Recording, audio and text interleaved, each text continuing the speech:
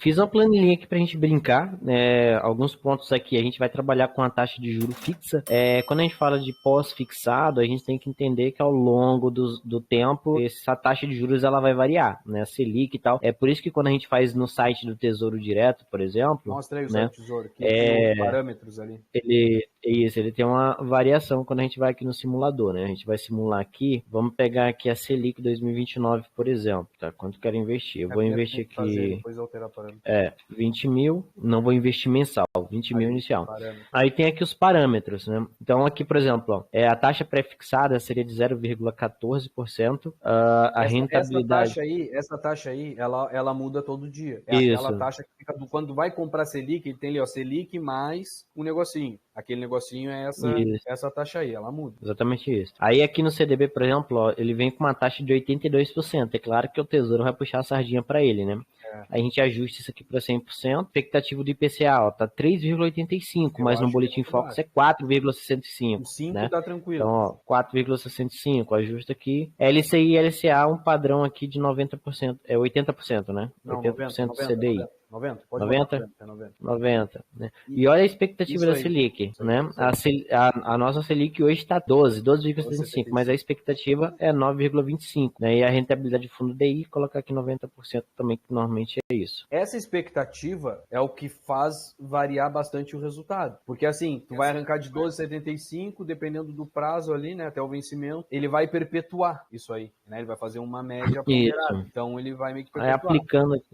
Aí aplicando, ó, veja aqui que o Tesouro ainda assim ele vai ficar acima, né? Logo depois vem um CDB ali na colinha. A LCI e a LCA, ela vai acabar ficando aqui. Por que acontece isso da LCI e LCA acabar ficando um pouco para trás quando a gente pega um prazo mais longo? É porque a LCI e a LCA ela não tem um imposto de renda. Então, nesse caso, como ela é 90% do CDI, ela vai render 10% a menos do que o CDI, e o CDI ele já rende um pouquinho a menos que a Selic. Então vai ter uma diferença aí, e essa diferença é onde os juros compostos trabalham na Selic, né? Porque a Selic ela vai ter aquele dinheirinho a mais, fazendo o efeito de juros compostos, até porque o imposto ele só é descontado quando você resgata. Então ele vai trabalhando os juros compostos em cima do imposto também.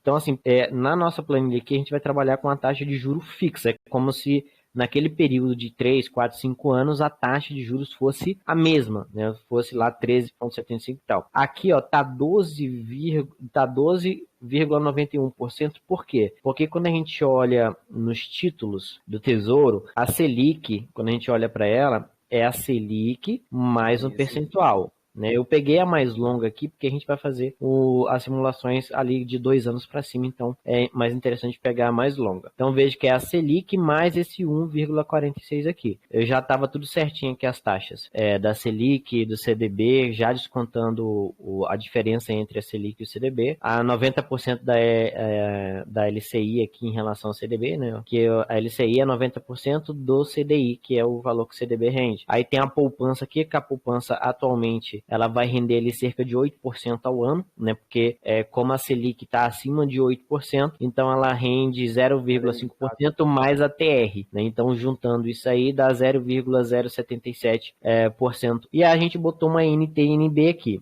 A gente vai ter algo legal aqui, que a NTNB ela acaba perdendo, né, para todo mundo aqui, mas é porque todos os outros aqui a gente vai ter no máximo ali, títulos de 5 anos. A NTNB não, ela é longo prazo. Né? Então, enquanto a gente precisa resgatar das outras, ela continua trabalhando os juros compostos delas, inclusive em cima dos impostos que estão sendo gerados ali. Então, por exemplo, eu vou colocar 20 mil. Essa NTNB, não entendi. O que é? Com aquele cálculo que tá ali, esses 0,10 aí. Peraí, deixa eu só colocar aqui. 0,10 da NTNB? É aqui, cara. NTNB IPCA mais o valorzinho aqui, que aí chega nesse... Lembrando que esse cálculo é pré-fixado, né? Não porque assim, o IPCA vai variar, a Selic vai variar, então pós-fixado vai variar. O resultado aí de 10, quanto tempo botou ali? 12 anos? Aonde?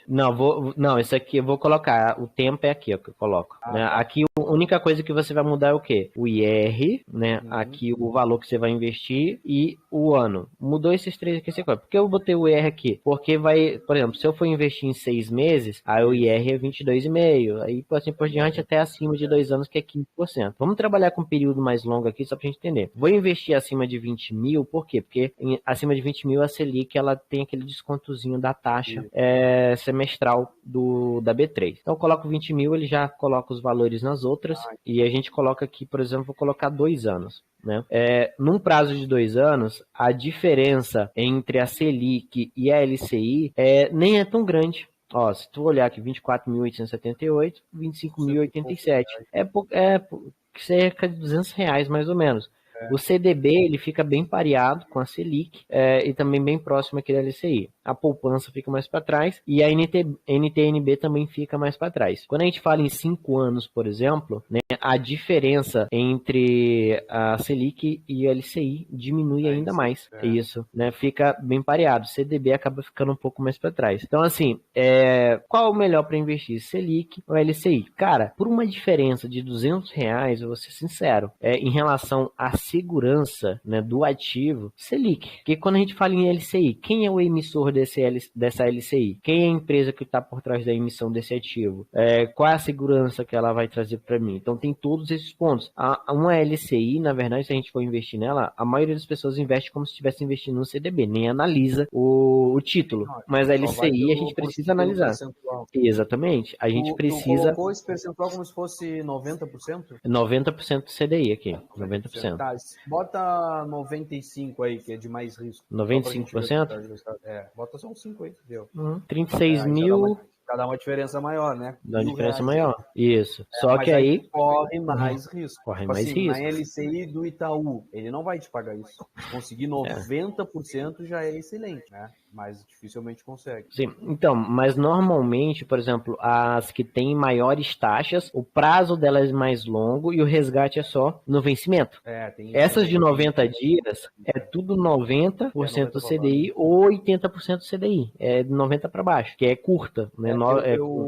Eu estava estudando, eu ia até te falar e me esqueci para colocar na planilha, a LIG, L-I-G, que é a letra imobiliária garantida, que é o quê? Ela não tem o FGC, né, que é o Fundo Garantidor de Crédito, mas ela oferece prazo acima de 5 anos. E ela tem a isenção é a mesma coisa que a LCI, só que a diferença é o quê? Como tu não tem o FGC, tu tem a garantia da instituição, ela que te dá liquidez. Depois de 90 dias, tá dando eco aí o que eu tô falando. É o teu.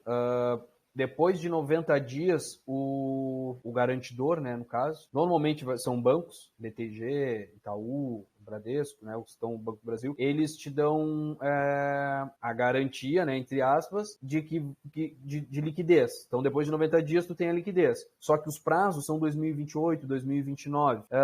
E o interessante é que eles estão pagando 96% do CDI. Então, assim, parece interessante. Só que eu acho que é um risco meio que desnecessário em renda fixa. Até porque quando a gente investe em renda fixa, o objetivo é o quê? Não ter risco, né? Não correr risco. Se der ruim, beleza, tem o FGC por trás para te bancar. Agora, correr risco em renda fixa, aí, né, vai do perfil de cada um. Tem gente que gosta e gente que não gosta. Eu não gosto. Eu prefiro ter título em um CDB. Mas a LIG essa é interessante, só que corre um risco maior. Consegue prazo maior e CDI, né, porcentagem de CDI maior. Ela é isenta também, igual a LCI? É isenta. É igual a LCI. Depois de 90 dias tem liquidez. Basicamente aqui seria só aumentar o percentual aqui, né? 96? Mas olha só, bota 96. É a média que eu achei ali. Os R$ 2.000 a mais. Não, aumenta o prazo de 6 anos aí, porque eu vi uma com vencimento 2029. 6 anos. Olha, é o mesmo vencimento da Selic. É R$2.000 a diferença. R$2.000 de diferença. Só que o problema o problema desses 3 primeiros títulos aqui é a questão do vencimento. O CDB é o que tem menos vencimento, menor vencimento. 1.080 dias é o máximo que você acha, CDB. Às vezes você acha alguns CDBs com vencimento maior, só que é aquele negócio, só resgata no vencimento, o risco é grande, até porque normalmente esses aí paga 110, 120% do CDI. Então, quanto maior o prazo, quanto maior o rendimento, maior o risco, né? Normalmente são bancos pequenos que oferecem isso. Selic, vencimento aí varia, né? Por exemplo, a que nós temos atualmente é 2029. ano que vem provavelmente sai aqui a 2032, né? Que vai... Isso aí depende da dívida do como é que ela tá. Mas essa... porque provavelmente a Selic não, eles tiraram 2026... 2027 agora. A 2027 tiraram saiu para 2027? 2029. Ah, então, tá. assim, Então não essa... é pela lógica, entendeu? É pela captação. Mas provavelmente a 26 vai sair agora, porque vai ficar com menos de um ano para vencer, né? Que vence aqui, Deve entrar uma 32, 33, alguma por coisa aí. assim. Então, assim, normalmente o vencimento aí é de 5 anos, 6 anos, assim, no máximo 6 anos. As LCIs é mais ou menos por aí também. Aí, ó, algo interessante aqui, ó. Tipo, o rendimento da Selic nesse prazo ele é maior do que o da LCI. Eu só tenho de 2021, deixa eu achar outro. Aí desconta que o imposto de renda, cara, deixa eu diminuir aqui para 90% de novo. 39.256 contra 39.472. A gente está falando de R$200 de diferença. Então, assim, vale o risco? R$200 de diferença? Não sei. Na minha concepção, não. Para mim não vale. Não vale.